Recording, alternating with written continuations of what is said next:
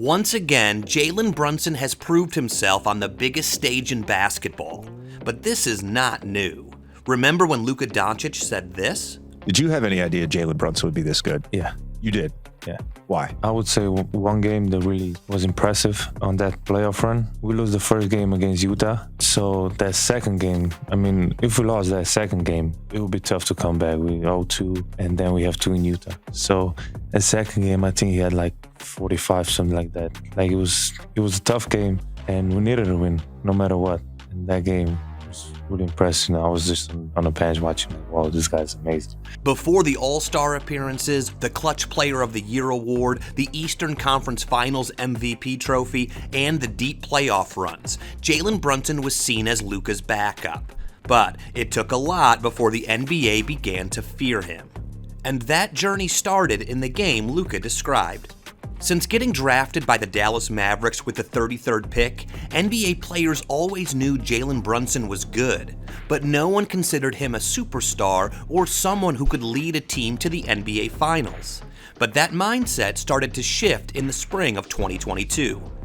Heading into the 2022 playoffs, Dallas had championship aspirations, but Luka suffered a calf injury that forced him to miss the beginning of the first-round series against Utah. The Mavs immediately lost Game 1, and suddenly panic started setting in. Without their superstar, Dallas looked vulnerable. If they dropped Game 2 at home, the series would shift to Utah, with the Mavs facing a potentially impossible hole. Their season was hanging in the balance. And that's when Jalen Brunson showed up like someone the NBA would soon fear. Jalen Brunson against Royce O'Neal. Gobert coming over the hoop. 2019 with Brooklyn. Brunson to three. Arms it right. And then an uncharacteristic miss. And it's a heat check for Brunson. In the league this year in offensive fouls drawn with 44. And he nails a three. What made the performance so remarkable wasn't just the scoring. It was the control. There was no panic in his game, no forcing the issue, no trying to prove a point. He simply looked like the best player on the floor. Possession after possession, he manipulated defenders with footwork that looked years ahead of his age. He got to his spots whenever he wanted, attacked mismatches relentlessly, and punished every defensive adjustment Utah tried to make. By the end of the night, he had scored 41 points, grabbed 8 rebounds, handed out 5 assists, knocked down 6 threes, and somehow committed 0 turnovers in 42 minutes of playoff basketball. For a player who wasn't an all-star or a first-round pick, as someone whom most fans barely talked about, it felt impossible. And that game forced the league to sit up and take notice. What people often forget is how much pressure was attached to that game. Dallas absolutely needed that win. Lose Game 2 and the series might have been over before Luka even returned. Instead, Brunson carried the Mavs to a victory and completely changed the conversation surrounding his future. Luka was sidelined for that game, and as he watched Brunson dismantle Utah's defense, he realized something the rest of the basketball world hadn't fully understood yet. Jalen Brunson wasn't just capable of helping a contender, he was capable of leading one. That night didn't make him a superstar, but it was the first time the league was forced to seriously consider that possibility. And once that door opened, there was no closing it again. Jalen moved to New York so he could be out of Luka's shadow, but even then, people still doubted him. When Brunson signed a 4-year, $104 million contract with the New York Knicks in the summer of 2022, the reaction was brutal. The analysts said the Knicks were overpaying him, and even some fans questioned whether he was worth franchise player money. In fact, some people wondered if New York had just committed over $100 million to a player who benefited from playing next to Luka Dončić. But those who actually played the game knew better. When Luka went out and Jalen Brunson became the starter in that stretch where Luka was hurt, he showed that he could handle and run a team and be the face of a team.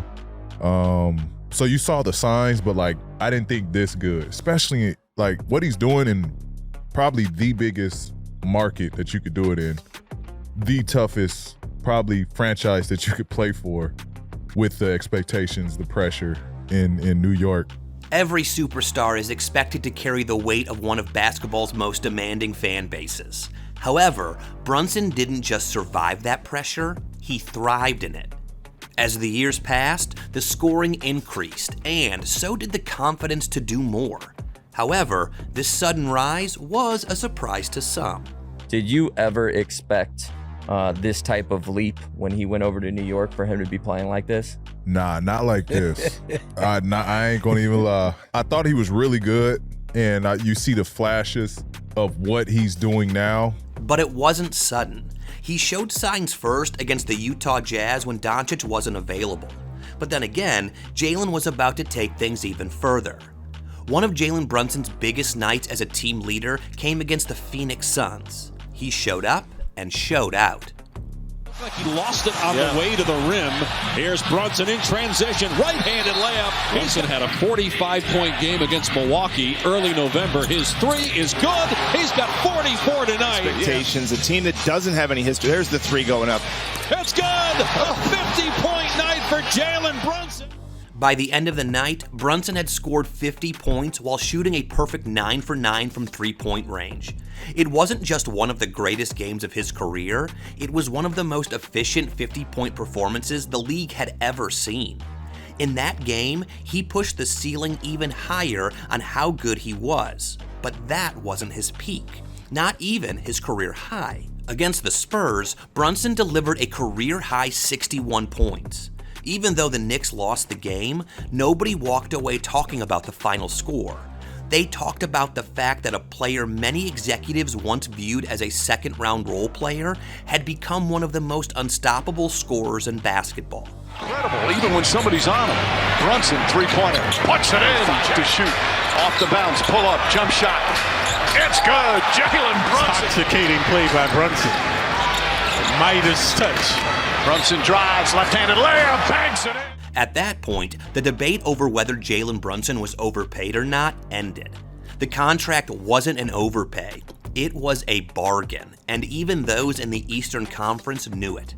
I mean, big-time player, seems to make all the big plays for them, and he's had an unbelievable year, and obviously this playoffs he's taken to another level. And the player many people thought was merely good enough to help a contender was rapidly becoming the reason contenders existed in the first place. He continued to deliver in basketball's mecca, and one particular moment was a 47-point explosion in MSG. But even with all this, some people still didn't think that he was that guy. At the end of the day, they don't have a dude. You gotta have a dude. You gotta have a 1A dude, and they're missing that. While the players and even fans in general had come to fear Jalen Brunson, some experts were still looking at his measurements. After everything, he still wasn't that A1 dude. But that kind of talk only lit a fire under Jalen Brunson, and today, he comes in clutch during crunch time. D. Wade loves the Steph-like glow-up he's getting. I'm looking at Jalen Brunson glow up almost like Steph Curry over there. Yeah. The way they utilizing him, the way he's moving, the way they're able to get the ball to him back. You know, most teams don't understand the power of role recognition. Like Steph, Brunson knows what he is and what he's not. He also knows when to turn it up, and that usually happens in the fourth quarter. You see, while plenty of stars have great playoff games, what separated Brunson was that the pressure seemed to make him better. Every postseason felt like another level. Every elimination game felt like another masterpiece waiting to happen. And every fourth quarter became his personal stage, as Jaylen Brown pointed out here. JB's tough. I give him all the credit in the world. He's tough. He uses his body well. He's physical. He knows how to sell and get those calls. And he's crafty. He makes tough shots, and he likes those big moments. So. Indeed, Brunson likes those big moments, although most players seem only capable of enduring it. And that reality became impossible to ignore during New York's deep playoff runs, where he is consistently delivering when games become uncomfortable, physical, and emotionally exhausting. Against Boston, one of the league's toughest opponents, Brunson went nuclear. Oh, good defense from White, but Brunson still looking, falling away, puts it up. That's good. Brunson drives, gets past Horford, stops, pulls up, two-pointer, got it. Brunson looking, step back, three-pointer. It's good. Rattled around and dropped through. While the box score showed 39 points and 12 assists, the film showed something even more important: the control, the pace, and the way he made those quick decisions. These were the things that made Jaylen Brown make that statement. But even right now, people are still having doubts about Brunson's ability to lead the Knicks to a title. Coach Mike Brown had this to say after Jaylen put the Knicks past Wemby and the Spurs in Game 1. He's a gamer, man. He in the biggest moments, he shows up. And that's what MVPs are supposed to do. We put the ball in his hands. We said we were going to live and die with him. And he went and he got it done for us. And that's happened time after time after time. What makes Jalen Brunson's journey special is that almost every step of the way, somebody doubted him. Right now, he's about to put all doubts to rest in a way that would make him the greatest Knick ever. Remember, this was a guy who scouts doubted, fans and experts complained about his contract. Yet, every time the doubts got louder, Brunson somehow got better. But if we're being honest, the game that changed everything was against Utah when Luka Dončić couldn't play. That was the night he stopped looking like a role player, and in that one game, Jalen Brunson made NBA players fear him. But do you think he can go all the way? Let us know in the comments. And if you want to hear more about what NBA players really think about Jalen, watch how NBA players really feel about Jalen Brunson next.